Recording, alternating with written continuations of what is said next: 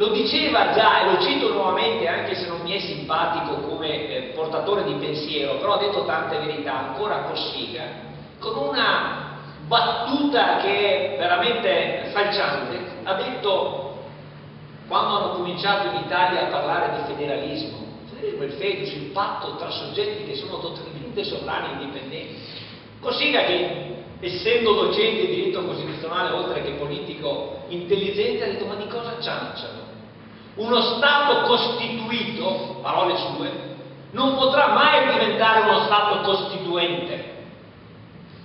È una contraddizione in termini. È un popolo che può dar vita a uno Stato, una nazione senza Stato che cercherà di darsi uno Stato. Ma uno Stato costituito non potrà mai diventare uno Stato costituente. Infatti tutte le riforme pseudo-federaliste sono fallite perché sono riforme pensate, presentate da uno Stato costituito che non ha interesse a trasformarsi, a cambiare.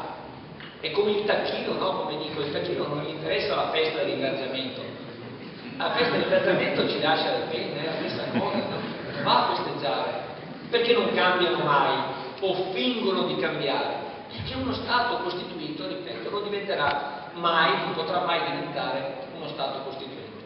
Uno Stato costituito invece ha bisogno delle proprie leggi. Lei voleva dire questo forse, quindi ha detto una cosa giusta, quindi non è che si è contrapposto a me, ha detto una cosa vedendo la parte finale sulla quale condividiamo, ma credo tutti, altrimenti saremmo nell'anarchia. Non è che noi vogliamo utilizzare una norma di diritto per poi entrare in un recinto dove c'è l'anarchia, ma stiamo scherzando.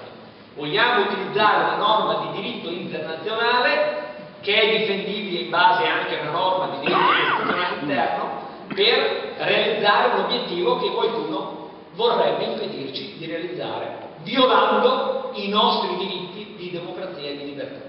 Grazie.